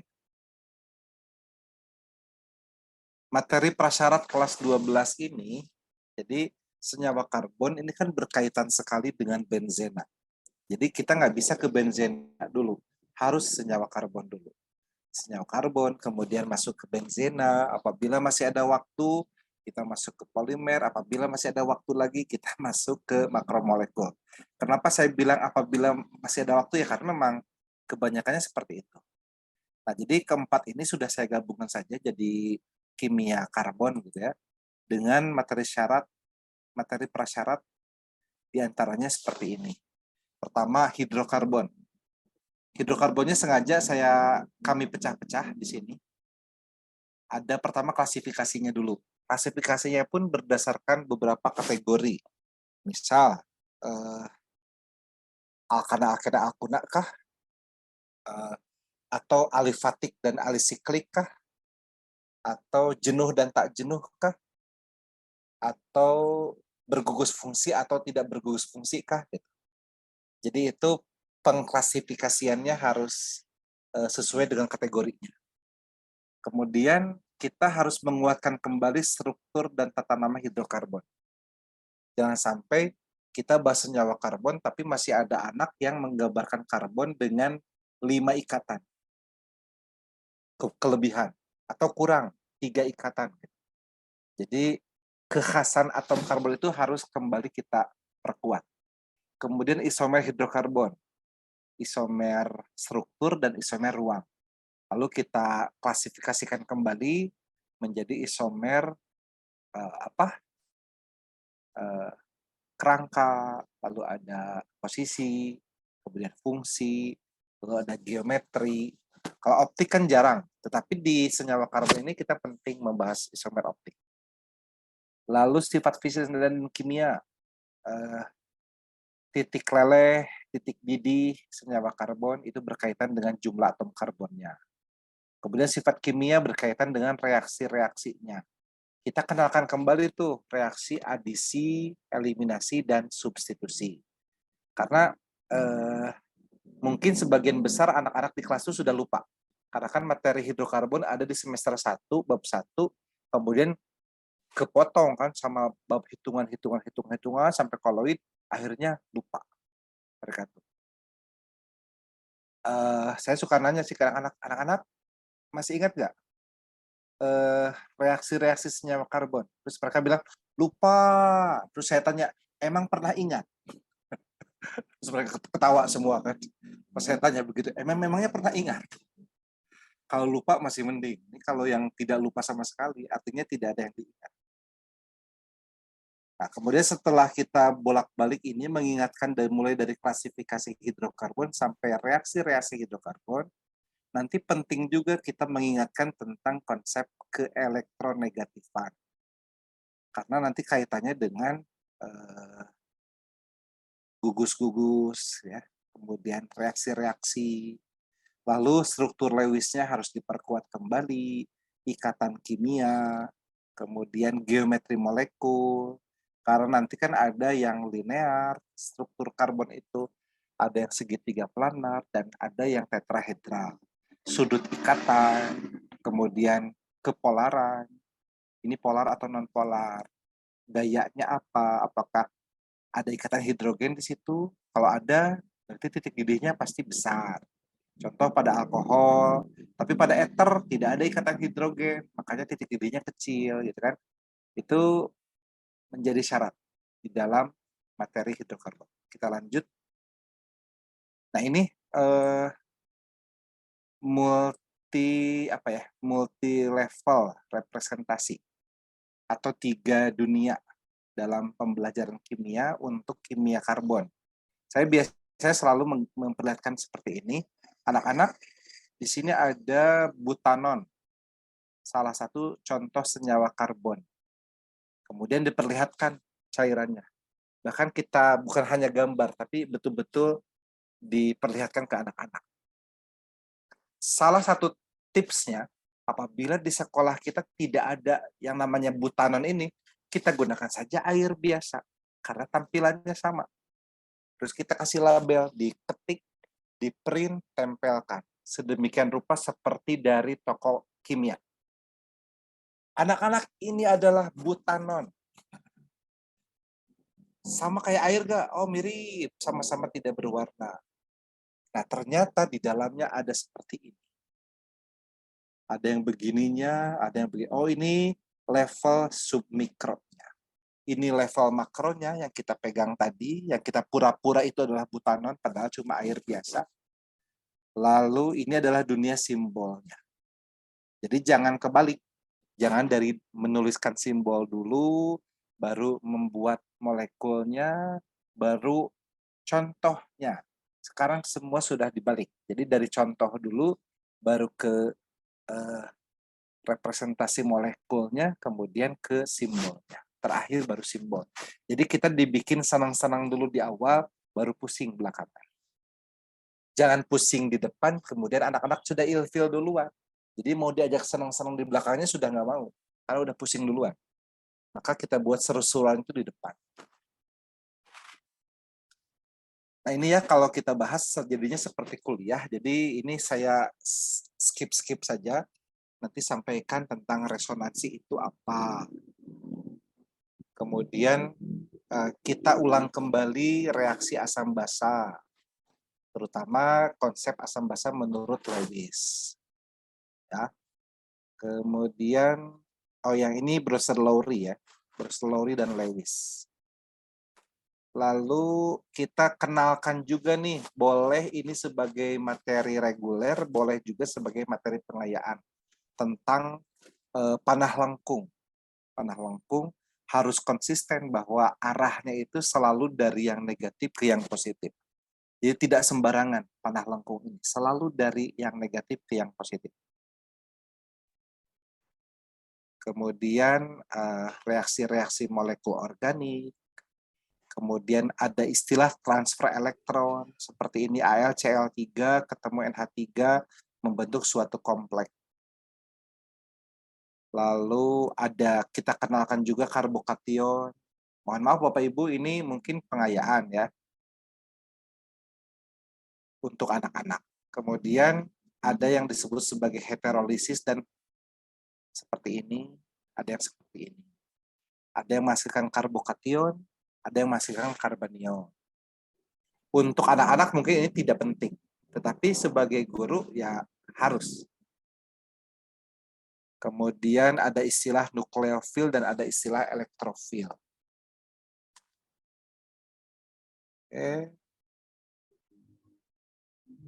Kemudian mekanisme reaksi organik kita kategorikan, ada yang kelas reaksinya, ada yang tipe reaksinya. Jadi kalau substitusi, eliminasi, adisi, dan redoks ini adalah tipe reaksinya. Sementara kelas reaksinya itu ada yang ionik atau karena adanya polaritas, kemudian ada reaksi dengan mekanisme radikal, dan ada reaksi perisiklik. Ini yang untuk tingkat lebih lanjut lagi. Kemudian kalau Bapak Ibu yang membina Olimpiade, berarti sampaikan juga tentang substitusi nukleofilik. Ada SN2 dan juga ada SN1. Kemudian kita bandingkan perbedaan antara mereka berdua, perbedaan antara SN1 dan SN2. Lalu reaksi eliminasi, kalau di materi hidrokarbon awal kan hanya menyebutkan saja. Eliminasi itu berarti ada yang diusir, salah satu cirinya. Dan ciri yang lainnya adalah yang paling jelas adalah perubahan dari tunggal ke rangkap. Nah, itu ya untuk eliminasi. Terus adisi. Di kelas kita sampaikan, adisi itu awal katanya apa sih? Add kan? ADD. Artinya tambah. Oh, berarti ada penambahan. Ada molekul yang ditambahkan. Sehingga ada perubahan ikatan rangkap menjadi ikatan tunggal atau rangkap 3 menjadi rangkap 2. Nah, ini berbagai reaksi adisi. Kemudian untuk yang tim Olimpiade sampaikan juga tentang penataan ulang. Kemudian untuk benzena, Bapak Ibu boleh menggunakan yang segi 6 dengan selang-seling double, single, atau boleh juga yang menggunakan lingkaran di tengah-tengahnya. Tetapi harus dijelaskan bahwa itu adalah simbol dari resonansi. Kemudian apabila anaknya masih kuat nih menerima kimia karbon, sampaikan materi reaksi substitusi lebih tepatnya elektrofilik mungkin ya ini. Oh, ini nukleofilik. Nanti ada lagi yang elektrofiliknya. Nah, inilah beberapa contoh soal KSN untuk kimia karbon. Bapak Ibu yang anak-anaknya mengikuti KSN, di sini ada soal yang menanyakan karbon SP, karbon SP2, karbon SP3. Berarti materi atom dan molekulnya harus kuat di sini. Kaitannya dengan berapa total domain elektronnya. Kalau total domainnya 2 berarti SP. Kalau total domainnya 3 berarti SP2. Kalau total domainnya 4 berarti SP3. Bu Tika, kalau yang ini jawabannya mana ya? Saya nggak ngasih, kebetulan saya nggak ngasih materi ini ke anak-anak loh. Oh enggak, oh baik. Enggak. Bapak Ibu barangkali ada yang menanggapi untuk soal nomor ini, nomor 13. Yang D Pak, kata Pak Ikrom, yang D ya gitu. Yang Ya, Bu Sri Astuti boleh, juga ya. Oke, boleh open mic-nya. Silakan Pak Ikrom, Kita kenapa ngobrol. yang D gitu. Ya, terima kasih. Ya. Cuma lihat ikatannya saja, Pak. Kalau ngajarkan ke anak-anak. Jadi C nomor 1 itu mengikat 3 atom C kan gitu ya, Pak. Oh, gitu. Jadi ikatan rangkap, ikatan sigma dan ikatan P itu sama, dianggap satu domain seperti tadi Pak Rizal katakan. Karena ada 3 domain berarti kan menempati orbital S dan P, P-nya itu sebanyak 2 mungkin gitu, Pak. Saya kurang bisa menjelaskan juga, jadi kurang mantap lah pemahaman materi di kimia organik itu selama kuliah. Jadi ini tambahan ilmu juga bagi saya. Jadi kalau saya cuma menjelaskannya ya jumlah domainnya itu Pak seperti tadi, jumlah ikatannya. Dari Bu Tuti, Bu Sri Astuti. Sama dengan Pak Ikrom, pakai domain elektron yang C1 3 ikatan, berarti 3 domain, SP2, karbon yang kedua 4, jadinya SP3 dan seterusnya. Oke. Ada lagi nggak Bu Tika komen dari? Sama sih jawabannya D. Nah itu gimana Pak penjelasannya? Karena ya kan sebenarnya. Mungkin Bu Dewi ada penjelasan yang berbeda, ya? Bu Dewi. Boleh, silakan Bu Dewi. Sama seperti yang lain, Pak. Dari domain elektron tadi. Ya, berarti memang ya sama domain elektron. Berarti kalau ada ikatan rangkapnya double itu hibridisasinya bagaimana?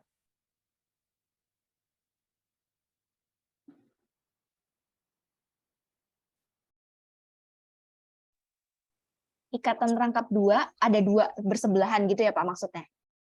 Ya, misal begini. Oh, nah itu gimana? Mohon maaf nih Bapak Ibu, organik saya. kurang. Bagaimana Pak Ikrom, Bu Sri, Bu Dewi?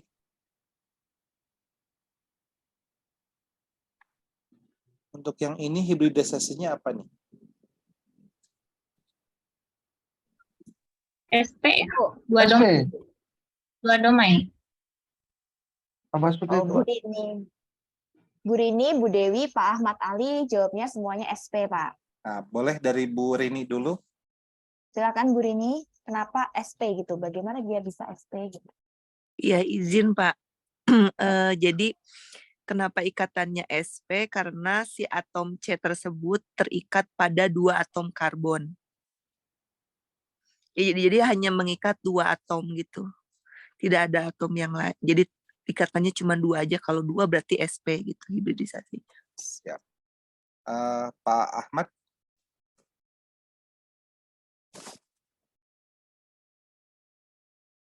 Halo. Tapi izin Pak, apakah senyawa itu emang ada ya? Ada. Ada. Di alam ini ada gitu. Dia Membentuk stabil. 2 ikatan. Enggak, yang seperti ini gitu. Untuk Dia stabil dan ada. kestabilannya, saya belum tahu untuk kestabilannya, mohon maaf. Jenis ikatannya Pak, tadi yang ditanya Pak Rijal. Setuju SP gitu, kenapa gitu? Alasannya apakah sama dengan karena dia mengikat 2 gitu?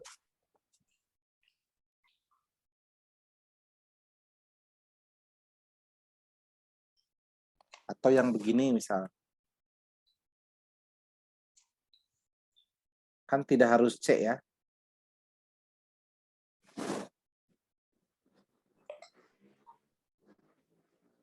Sama kan sebetulnya? Sama SP, Pak.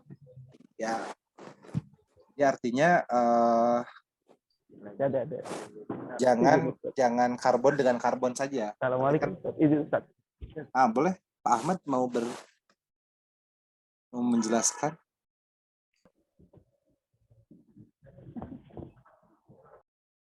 Ayo Pak Ahmad Ali.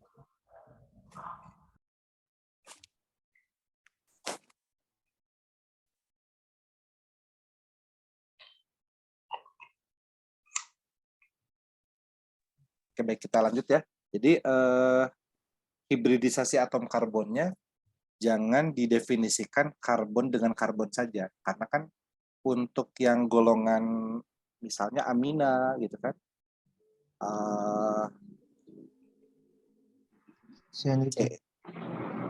C-nya kan misal tidak dengan C lagi, seperti ini kan, misalnya. Misal seperti inilah.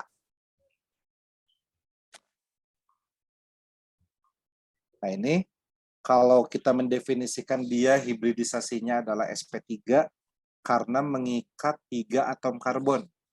Padahal di sini kan bukan karbon. Jadi takutnya gitu anak-anak membuat kesimpulan. Karbon yang mengikat 3 karbon maka dia sp3. Terus anak-anak melihat oh di sini cuma 1 karbon. Berarti apa gitu. Nah, itu yang harus hati-hati. Jadi jangan digeneralisir karbon dengan karbon. Tapi karbon dengan atom apapun, gitu, dengan atom lainnya. Itu mungkin Bu Rini, jadi jangan karbon dengan karbon saja. Ya, siap Pak. Ya. Mas Ikrom juga ya? Iya, siap. Takutnya nanti anak-anak kejebak di pas yang begini. Ini bukan karbon, ini bukan karbon, terus yang dilihatnya yang ini aja. Oke, baik, kita lanjut ke soal berikutnya. Oh, ini ada tanggapan nih Bu Tika dari Pak Ahmad. Oh iya, tadi mungkin Pak Ahmad Alinya menit lagi ya, belum tadi pas diskusi sama Bu Rini. Diketik. Iya, silakan Pak, di open mic aja. Karena hibridisasi orbital elektron pada C yaitu sp membentuk ikatan linier. Penjelasannya Pak, silakan. Pak Ahmad Ali Irfan. Ya, maksudnya yang akan disampaikan di mic-nya yaitu yang diketik beliau. Oh, Ya, ya. Oh, baik itu kita ternyata. Ya, baik. oke, kita lanjut ya. Dilanjutkan. Ya, Pak. Oh, ya. Oh, Ya, santai, Pak. Pak. Oke. Nggak apa-apa, Pak. Nah, ini tata nama nih. Ayo kita bahas bareng-bareng.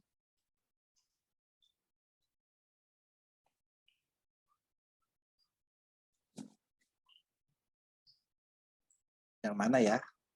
Saya masih lagi mikir. Kalau moderator pasti sudah tahu nih jawabannya. Enggak, Pak. Saya nggak tahu ini. Beneran. Ayo teman-teman, yang manakah? Ya, Pak Ikrom. Silakan, Pak Ikrom. Belum, Bu. Harus di belum. camscat ini, Bu. Loh. Oh, nggak boleh. Nggak boleh curang. Dari scam ya Bu Bu Sri, jangan dong langsung, ini kan ada pilihan jawabannya Bu. Ini Mas Udin tahu nih, Mas Udin.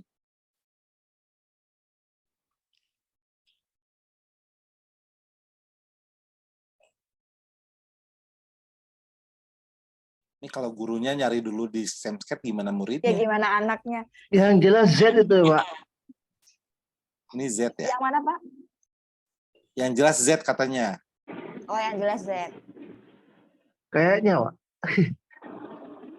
Prioritasnya. Mas Urip apa nih, Mas Urip? Wah, ahlinya itu. Ya, Z dulu lah. Oh, Z dulu.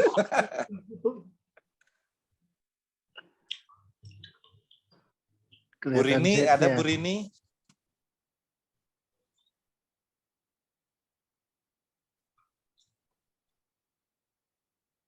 Apa Bu Sri Astuti udah dapat belum di Camscat-nya? Oh, ada nih yang jawab. Oh, belum. Kirain bukan. Belum D ternyata. juga, Pak. Nebak ini, Pak. D. D. Oke, baik.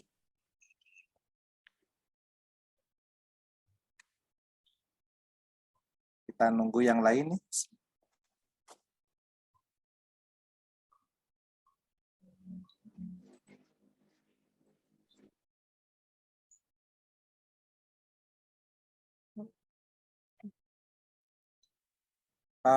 Oke. Di sini Bu Tika ada gugus fungsi nggak di sini nih? Itu siklo apa? Nggak di sana. Di sini itu nggak ada gugus fungsi kan? Oh, nggak ada. Artinya dia tidak menarik perhatian. Betul. Sehingga induknya tidak di situ. Berarti kita fokusnya di sini nih. Oh, gugus fungsinya. Nah, di sini sebab dia ada ikatan rangkap dan ada OH. Ya. Maka ini menjadi O, ini menjadi N. Ini menjadi N. Nah, tinggal nomor satunya nih. Dari kanan, Pak. Apakah dari kiri ataukah dari kanan? Nah, itu. Kalau posisi kerangkap kan sama ya. Oh iya. Jarak kerangkap sama kan? Ini 1, ini 2. Ini juga 1, ini 2 kan? Iya.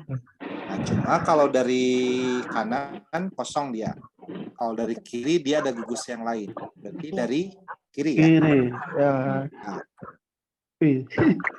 ini 1, ini 2, ini 3, ini 4. Berarti ada N di nomor 2. Ada N di nomor Salah ada. Iya, B. Ada O di nomor 1. Maka jawabannya B ya. Gitu kah? Oke. Kenapa dia Z? Karena Z atau E nih?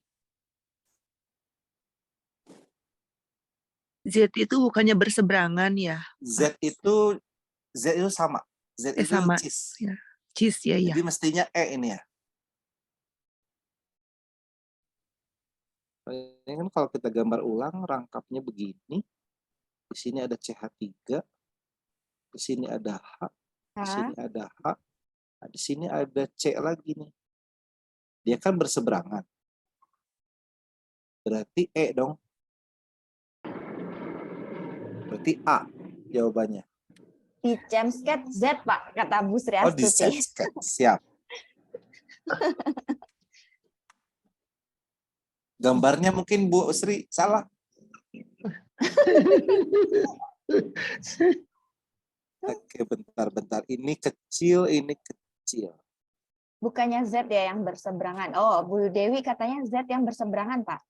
Z itu zusammen. Zusammen itu sama artinya kan?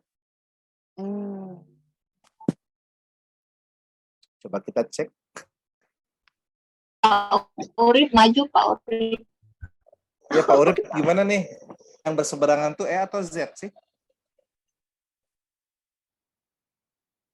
Berseberangan itu yang E ya, Z itu sepihak. Iya. Ya. Tadi Pak Rizal juga bilang begitu. Berarti, oh Chemscat-nya Bu Tuti gambarnya yang benar nih. Kalau ya, Rijal coba.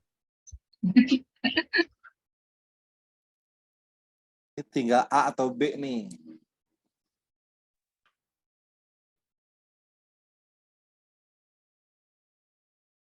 Di sini C, di sini C. Iya, udah benar. Dia kan berseberangan.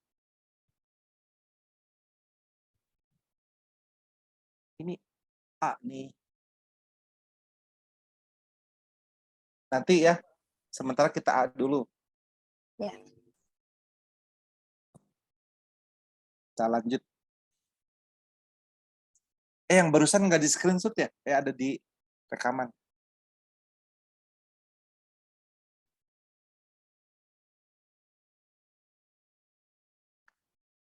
Nah ini, mana yang paling asam? Urutan keasaman.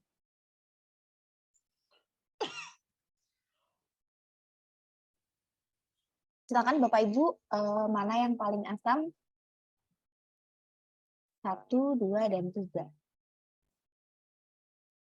Mulai dari yang paling asam.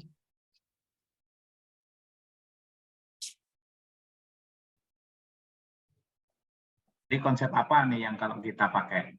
Ya. Nah ini yang penting kan itu konsep apa yang kita jadikan dasar sehingga ini betul. lebih kuat atau tidak, gitu kan ya.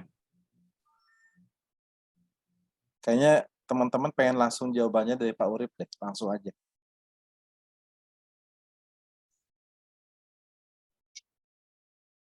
Atau boleh nebak dulu di komen ya, Bu Tika? Oh ya, boleh, silahkan. Sebelum Pak Urip yang menjelaskan gitu ya, Pak? Ya, betul. Rizal aja sekalian itu. Enggak, saya kan menyediakan PPT-nya aja.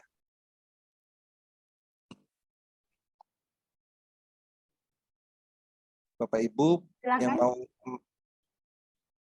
Menjawab. Jawab. Aduh, salah.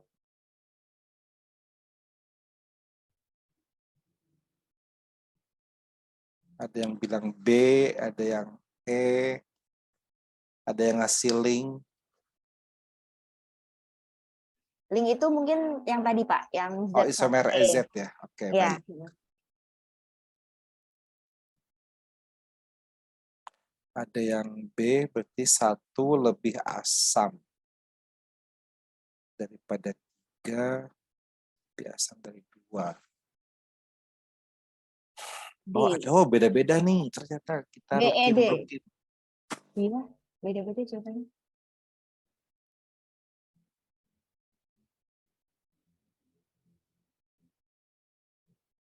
Ya, langsung saja, Mas Urip.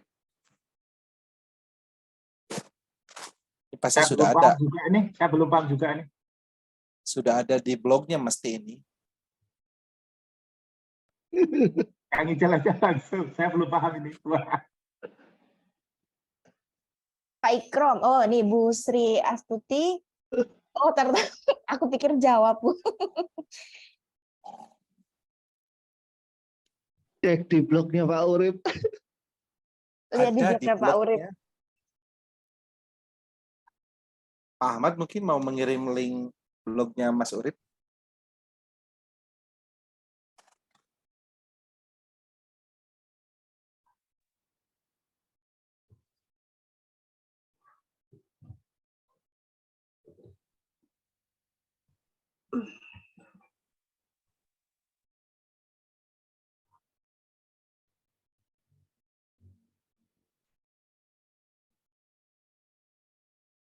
Sepertinya D. 2. Yang jelas yang 3 ini di tengah-tengah dia tuh. Ya kan Pak Urip? Yap. Nah yang 2-nya lagi itu ada yang menarik elektron dan ada yang mendorong elektron. Nah, yang seperti itu Kang Rizal dijelasin tuh. Ada gugus penarik elektron, gugus pendorong elektron. Kayaknya basis itu yang kayaknya di kita itu rata-rata kurang begitu paham. Penting di situ tuh kayaknya. Kang Rizal yang jelasin. Di sini kan ada halogen ya untuk yang nomor 2. Jadi misal F, Cl, Br, I. Mereka adalah gugus-gugus yang sangat elektronegatif. Kemudian di sini ada OH. OH ini pendorong ya, pendorong elektron. Jadi kesimpulannya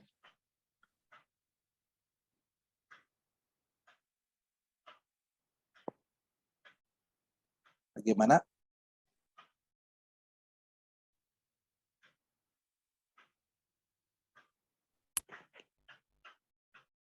Gimana Bapak Ibu? Oh, C, Pak.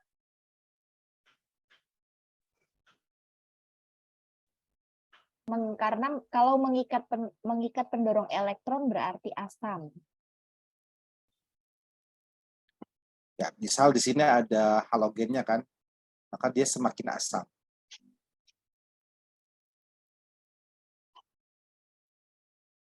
Berarti jawabannya yang C, Pak.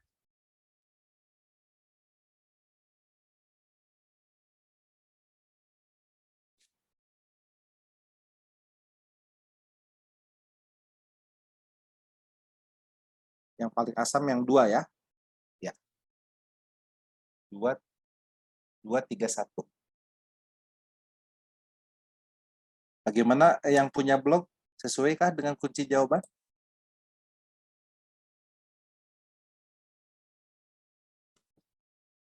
Pak Urip?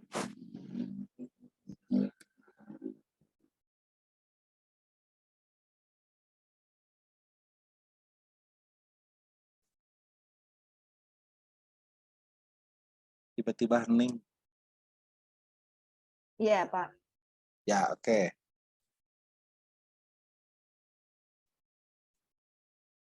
Di antara oksidator di bawah ini yang paling sesuai digunakan untuk mengoksidasi propena menjadi propanediol adalah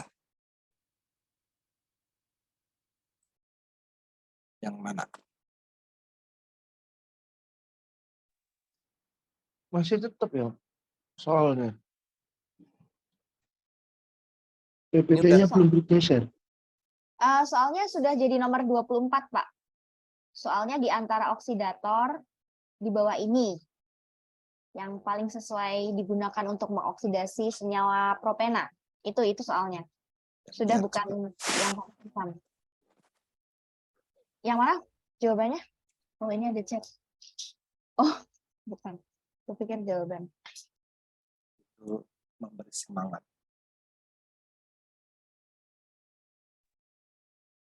Propena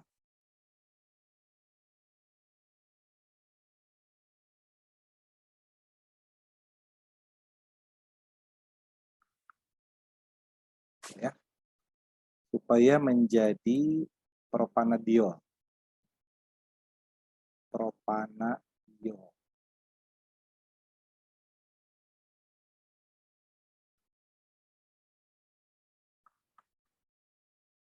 Nah, supaya menjadi seperti ini, kira-kira ditambahkan apa saja nih?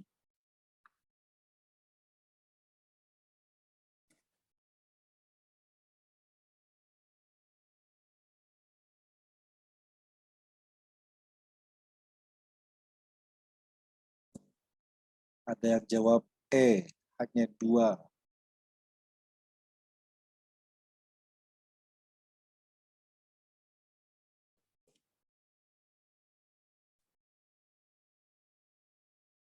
Yang lain?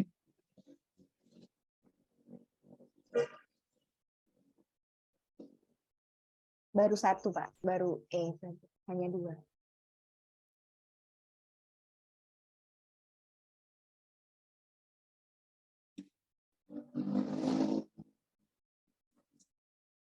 Boleh langsung saya bahas saja? Boleh, Pak. Silakan, Pak. Cepat ya. Oke, Ya. baik. Jadi kalau kita punya alkena, saya kalau ke anak-anak biasa membuat semacam peta gini. Ya.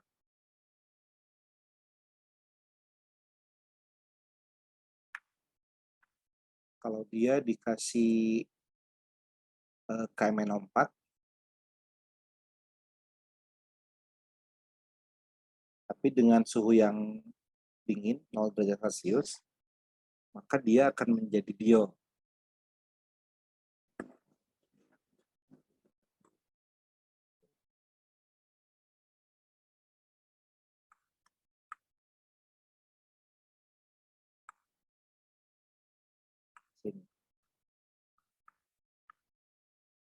Begitu pula kalau ditambahkan dengan ini. Sama-sama menghasilkan diol.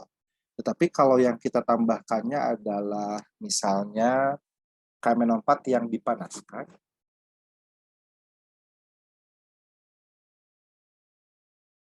maka dia kan ada tenaga tambahan, sehingga bisa terputus ikatannya. Akan menjadi karbonil, si C rangkapnya ini.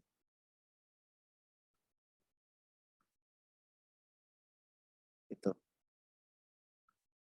Ininya menjadi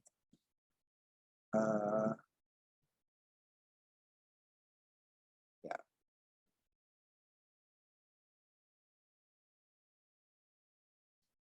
Kalau dipanaskan. Terus kalau dikasih ozon juga sama.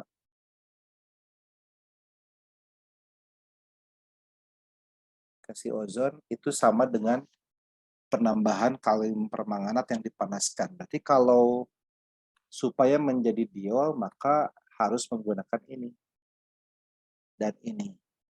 Tapi kalau mau supaya terjadi pemutusan ikatan, maka kita gunakan yang ini dan ini. Maka jawabannya adalah 1 dan 4. B. Seperti itu, Bu Tika. Iya, baik, Pak. Terima kasih penjelasannya. Oh, cek waktu setelah ini, Pak Urip. Iya, Pak. Sekarang sudah jam 20. Oh, tadi mulai jam berapa? Jam 19.10. Berarti sudah selesai. 10 lebih. Iya, betul. Baik.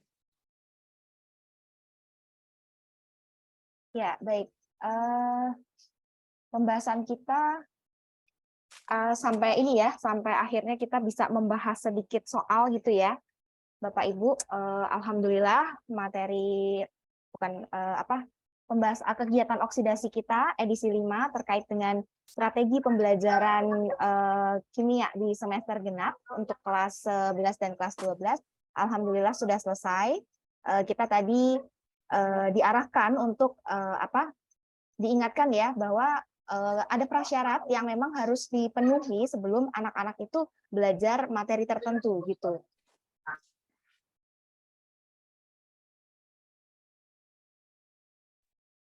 Nah, tadi sudah diingatkan terkait dengan prasyarat untuk materi sebentar.